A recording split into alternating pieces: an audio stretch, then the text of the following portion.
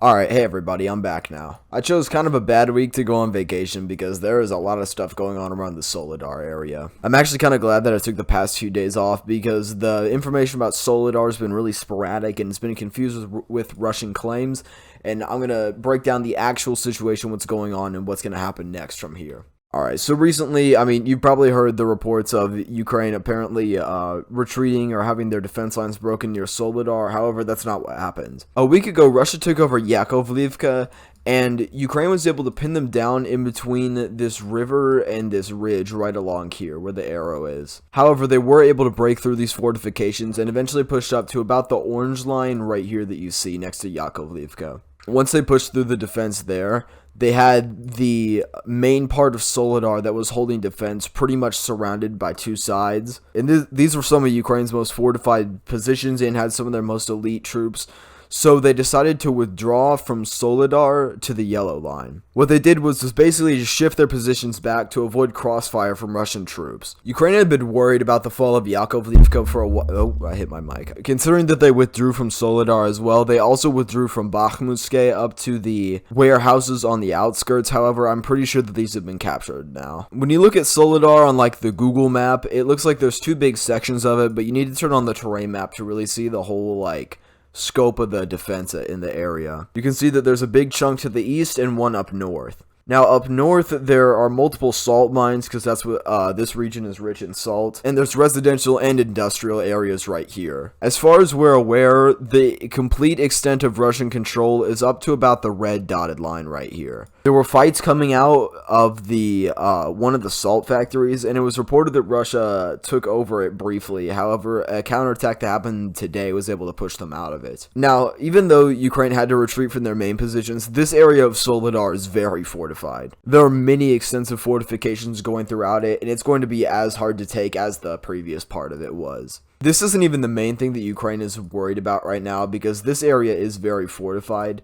The main area that they're actually trying to defend is the flanks of Soledar, because reports have been coming out of Russia attacking Rozdolivka and Krasnohora and Blahodante. Now, a lot of these are claims. Wagner says they have full control of Podhorodne, however, that's untrue. It's likely that they have attacked Krasnohora, but I don't think they've attacked Blahodante yet. It's likely that the front line is a combination of the yellow line and light blue line about right now.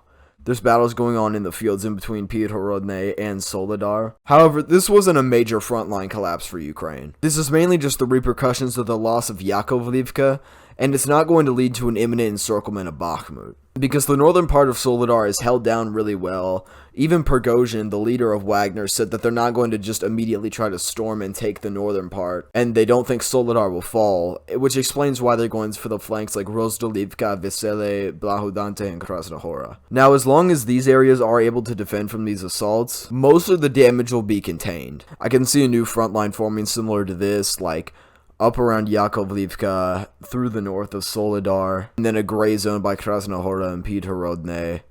Why did that turn blue? And then through the eastern outskirts and downward. This is the main thing that people are worried about right now, because Russia was actually able to capture a pretty solid amount of land. However, it's unlikely that this will lead to like some LeBron dunk of an encirclement of Bakhmut, like most of the Russian sources are making it to sound like, but it's likely that the defense is going to stabilize because the momentum's already being killed in the offensives. However, it is dangerous because if Russia does establish control of Krasnohora and Podhorodne, that will seriously start endangering Bakhmut because of the way that the geography is with the hills, with two hills going inward right here. It's like a funnel. But the main defense lines around Bakhmut, let me draw them really quick. These are the main defense lines of Bakhmut, so Russia still hasn't even breached them yet, and Ukraine has had 6 months to prepare them. In the south of Bakhmut, it's actually been pretty quiet. There hasn't been a whole lot of news coming out of Opitne or anything south of Bakhmut itself. I think we're pretty sure Opitne has been captured, however, I'm not sure if it's a gray zone or not. I just haven't heard anything about it in a really long time. In the south, defense around Klishchivka is holding. It turns out the kurdyumivka claim was false. Actually, I think the Ukrainians may have retaken it, but it may have been taken back with a counterattack. However, it's hard to know with the whole fog of war. I had a conversation with another YouTuber named Geography Lover, you should check him out, and we talked about how the Kreminna and Bakhmut fronts are directly connected, because Ukraine has been preparing a lot of strike groups near Kreminna, and the weather is going to drop below freezing for the next month, so assaults are going to be much easier, and if an attack up here is successful, Russia may ease off of Bakhmut to send more equipment to go deal with that. Kreminna has become the main Russian stronghold in the whole region, and they have reinforced it with a ton of elite troops, and they really don't want to lose the city. I think a big battle for Kreminna is going to happen soon. Behind the Svatove Kreminna line, Russia doesn't really have any strong fortifications. The ones that they have near Starobilsk are mediocre at best. So Kreminna is the big keystone to protecting the rest of the Luhansk Oblast. And Russia would rather keep their main stronghold than throw extra troops into the Bakhmut meat grinder. And it's all interlinked. And if I have to make any predictions right now, I think the Bakhmut front is going to stabilize somewhere around the line that I drew. Russia's going to try to attack into Rozdolivka to flank Soledar from the north. Russia will try to attack the flanks of Soledar and Pyetrorodne to get a better advantage into Bakhmut. Like, if Russia is able to establish themselves in the forests outside of Rozdolivka, maybe along the tree belt or inside of a group of forests, something around there, that's the only way I can really see this going wrong, because then they'll have access into the northern part of Soledar from the north. There is a bit of a ravine right here that might be useful to hold them at. The Ukrainians probably have positions in the tree belts along here. And overall, Soledar is protected from 360 degrees, or at least like 300 degrees. And yeah, that's the only way I see it moving, is if Russia gets success in Rozdolivka or Krasnopopivka or Blahodante Krasnohora Pyetrorodne or anything like that. So my guess is that it's going to die down, but it could always get back up, and my guess doesn't really mean much when I'm not the one fighting. Alright, that's what we got today. I really miss making videos. It felt good to make this one again. I was just out on vacation. I bought one of those like Indian call center headsets to try to record videos on, but I just didn't have it in me. The editing software, I forgot what it's called. Never mind, I'm gonna look it up just so I can diss it, so you guys never use it ever. Clipchamp, never use Clipchamp.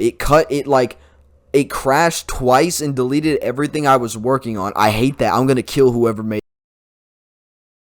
Alright, thank you to my channel members Gene Helfrich, Stig Grun, Butler-esque, David Appel, Delo Mathatas, Phil Martin, Robert Jenkins, Richard Quadri, Focus Pocus 100, my guy, Gaz B, Javette Witter, Russell Whiskey, Evan Shin, Rye Jones, Mr. Walkman, Chaspex, and a special thanks to my third tier, I forgot one, Evie Fong, and a special thanks to my third tier members, Ashley C137, Joel Raindow, Mike Q, Joe Sauer, PG, JG Bashlow, Maxim Zavershinsky, Jane Dugu, and Matthew Barnes. Oh my god, this video is 25 minutes long. How